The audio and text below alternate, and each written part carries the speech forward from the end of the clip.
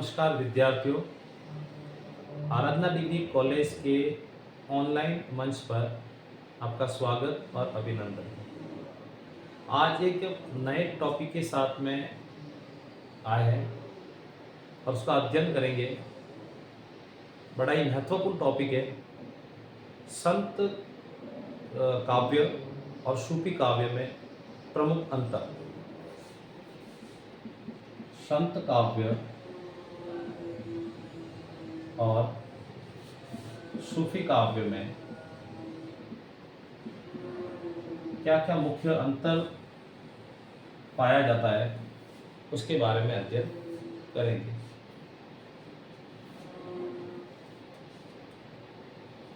तो संत काव्य में जो पहला अंतर देखने को मिलता है वह है खंडन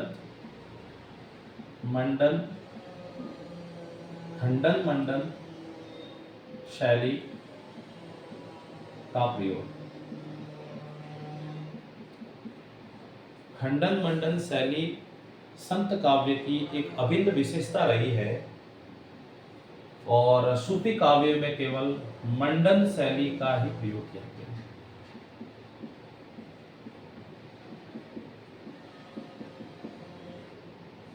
ये इनकी पहली विशेषता है। दूसरी विशेषता अगर देखें तो अधिकतर जो संत काव्य है वो मुक्तक शैली में रचे गए हैं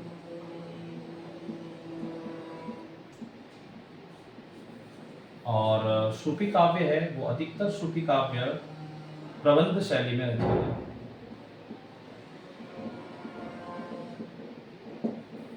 अधिकतर जो संत काव्य है वो मुक्तक शैली में रचे गए हैं और सूफी काव्य है वो प्रबंध शैली में रचे गए। तीसरी अगर इनकी विशेषता देखिए तो संत काव्य में मुख्यतः शांत रस का प्रयोग किया गया है और इधर श्रृंगार रस सबसे ज्यादा देखने को मिलता है।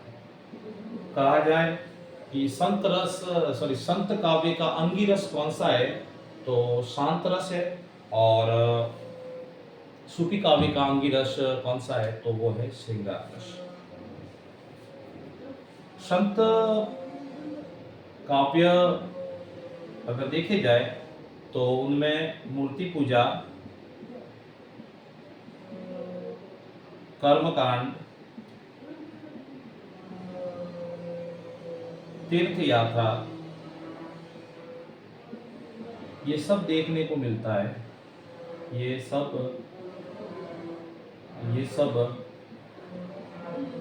देखने को नहीं मिलता है,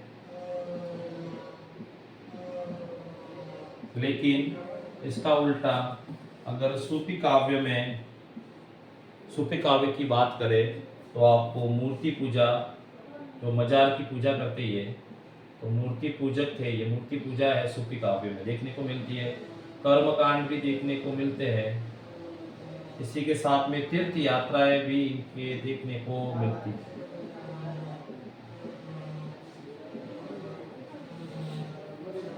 इनके काव्य में मूर्ति पूजा, कर्मकांड, तीर्थ यात्रा ये सब देखने को नहीं मिलता है। यानी ये मूर्ति पूजा के घोर विरोधी हुए हैं संत काव्य लिखने वाले। कर्मकांड के भी विरोधी माने गए, तीर्थ यात्रा के भी विरोधी माने गए हैं, लेकिन इसका उल्टा सूफी काव्य में ये सब देखने को मिलता है। संत काव्य के जो लोग हैं वो धार्मिक एकता पर बल देते हैं, परंतु सूफी काव्य को मानने वाले या फिर सूफी काव्य की अगर विशेषता देखें तो वो सांस्कृतिक एकता पर बल देती है।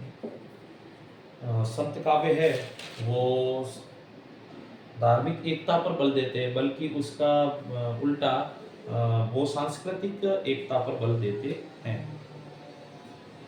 अगर संत काव्य में देखा जाए तो जो विरह वेदना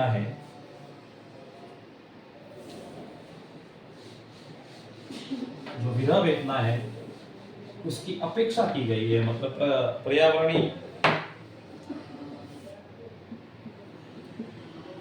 विरह वेदना जो है, इधर भी विरह वेदना इसमें प्रकृति की अपेक्षा की गई है,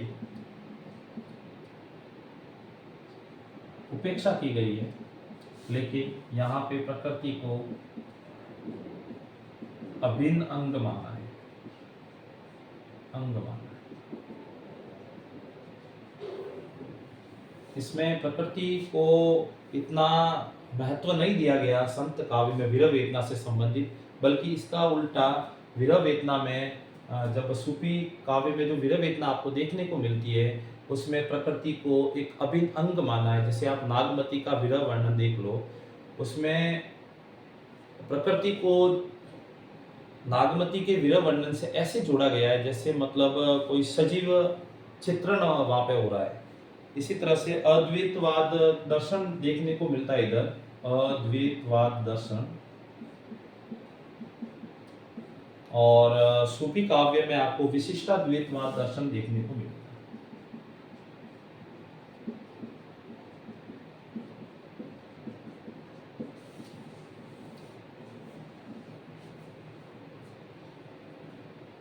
यहाँ पे रागात्मकता ज्यादा है संत काव्य में, रागात्मकता संत काव्य में रागात्मकता कम देखने को मिलती है, बल्कि उसका उल्टा सूफी काव्य में रागात्मकता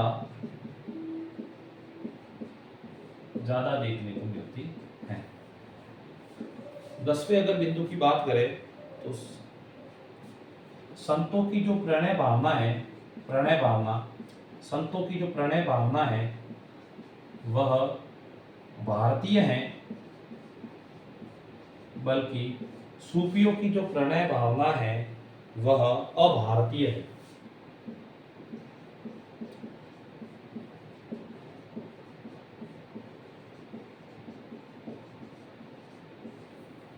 जो सूफियों की जो प्रणय भावना है वह अभारतीय है। संत परंपरा की अगर विशेषता देखें तो अक्खड़पन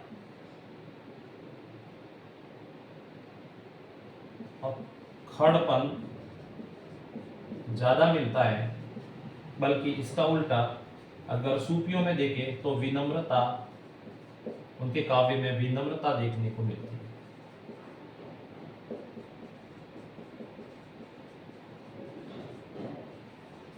इनके काव्य में अक्खड़पन देखने को मिलता है संत काव्य में, और उसका उल्टा सूफी काव्य में विनम्रता आपको देखने को मिलती है। अब इनकी भाषा की बात करें तो सूफियों की जो भाषा थी वह संतों की भाषा थी वह अवधी भाषा है, अवधी भाषा। इस और इसके साथ में है सदुकड़ी भाषा, लेकिन सूफियों की भाषा थी वह ठेठ अवधी भाषा है। ये भी इनकी एक विशेषता है इनके काव्य की। इसी तरह से संत काव्य में साधनात्मक रहस्यवाद और भावात्मक रहस्यवाद देखने को मिलता है। इसका उल्टा सूफी काव्य में आपको भावात्मक तो कम,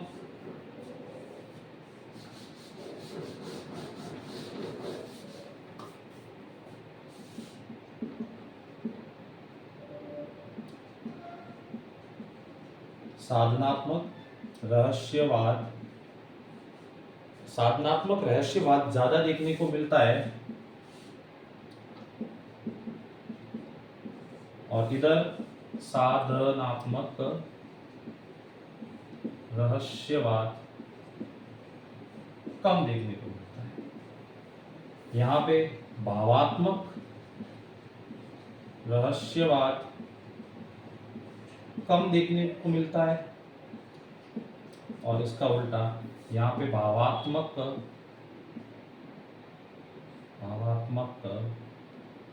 रहस्यवाद ज्यादा देखने को मिलता है। इस तरह संत काव्य और सूफी काव्य की ये इन विशेषताओं में ये अंतर देखने को मिलता है। इनकी जो विशेषता है वह हम आने वाली क्लास में अलग अलग पढ़ने की कोशिश करेंगे। आज की क्लास में इतना ही। धन्यवाद।